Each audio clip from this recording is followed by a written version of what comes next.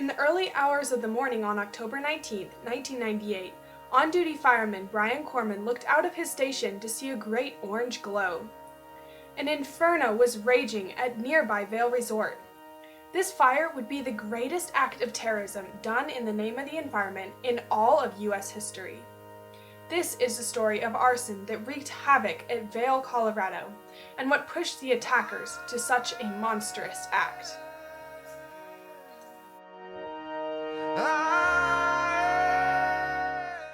Vail Ski Resort ignored their responsibility towards the environment when they developed Blue Sky Basin.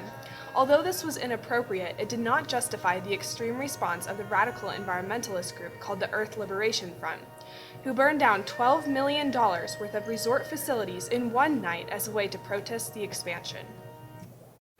After the fires, Andy Daly, the resort president, declared that the arsonists have, in a way, stolen our innocence. The fires were traumatic for the resort and the locals. However, for Mr. Daly to say the resort's innocence was stolen was a stretch. From the perspective of many locals and small business owners, the resort was anything but innocent. Vail had in fact become the 800-pound gorilla of Colorado's ski industry. In 1997, new management was aggressively pursuing profits. For example, they had doubled resort assets by acquiring Breckenridge and Keystone for $310 million. Many residents believed the new management monopolized the community, imposing unnecessarily strict rules upon their employees and crowding out small local business. In 1 year, skiers' visits surged by a whopping 246,000. Deborah Frazier reported in the Rocky Mountain News, "For many in Vail, growth means increased traffic, competing businesses, more children in already overcrowded schools, higher taxes, and a more urban lifestyle." Many locals were growing exasperated with the constant expansion. They felt the company had become increasingly irresponsible in their practices.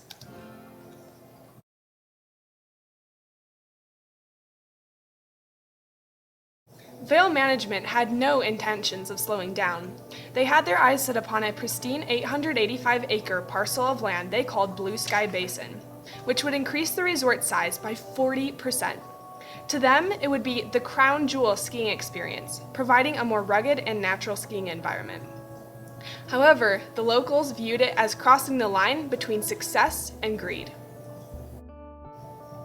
Environmental groups such as Colorado Wild and Ancient Forest Rescue felt that Blue Sky Basin had a more important purpose to serve than recreation for ski bunnies.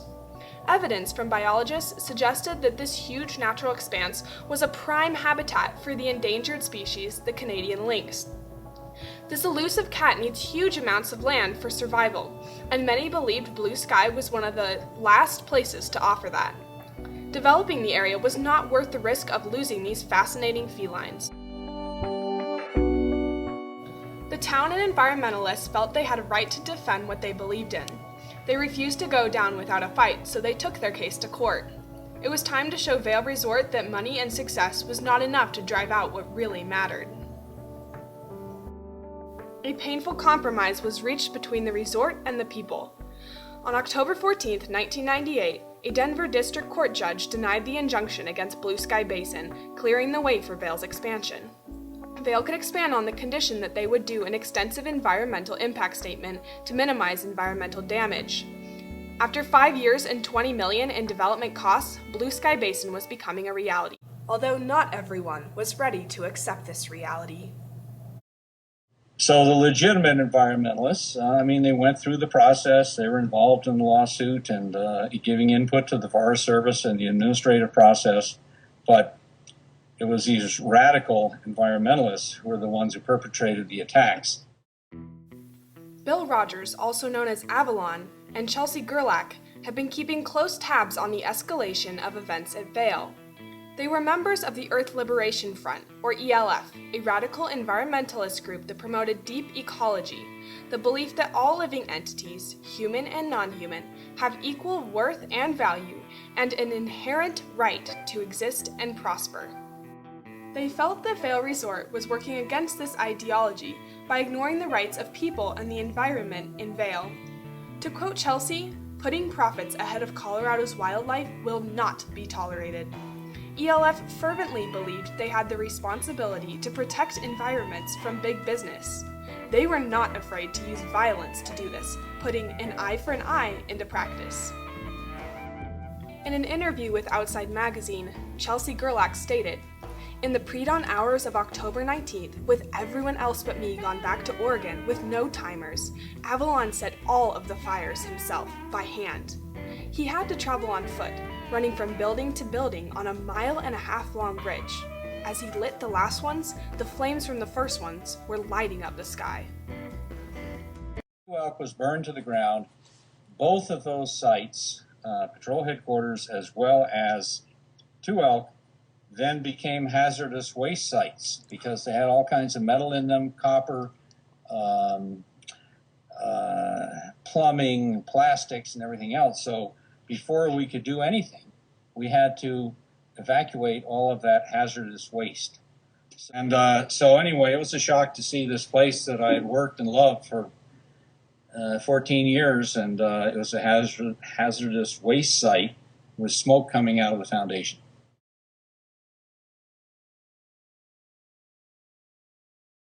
Initially, the Earth Liberation Front viewed their attacks as a wild success. They had successfully incinerated over $12 million worth of resort buildings, and had indeed focused media attention on the resort. But back in Vail, chaos ensued. Any traction the locals and environmentalists had gained for their cause had been lost in the flames. In a drastic attempt to help the cause, ELF actually generated support for the resort's interests. Overnight, the resort went from being the oppressor to a victim of terrorism. Vail was in the pits in terms of public opinion, and now they had a bona fide victim status, lamented Jeff Berman, the head of Boulder's Ancient Forest Rescue. But it brought the community together behind us to support us. And not long after the fires, they had a big meeting up on top of Lion's Head, which is accessed by a gondola. And so many people showed up and showed their support for the company. Looking back at all that happened, even Chelsea Gerlach admits their actions backfired. By being so far at one extreme, we thought we'd make the rest of the environmental movement appear more reasonable. That didn't really ring true to me from the beginning, and after the fallout from Vail, which turned out to be detrimental to local activism, it was even clearer. In the end, the fires even hurt the radical environmentalists who set them. In 2007, the FBI finally caught up to the ELF in a massive counterattack called Operation Backfire. On May 25, 2007, Chelsea Gerlach was sentenced to 9 years in prison in Oregon for her role in the Vail arson. Avalon got a similar sentence, but his role in the story would come with its own unfortunate and dramatic end. On December 21, 2005, Avalon was found dead in his jail cell, suffocated by a bag placed over his head. The last words of his legacy were left in a brief suicide note.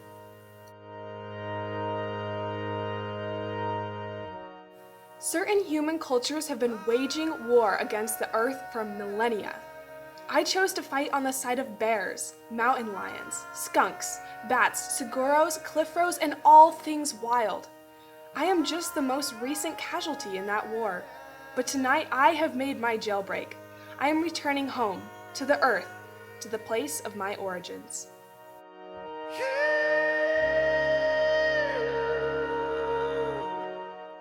When looking at a chain of such tragic events, it's easy to seek the protagonists and antagonists and quibble over who deserved the blame.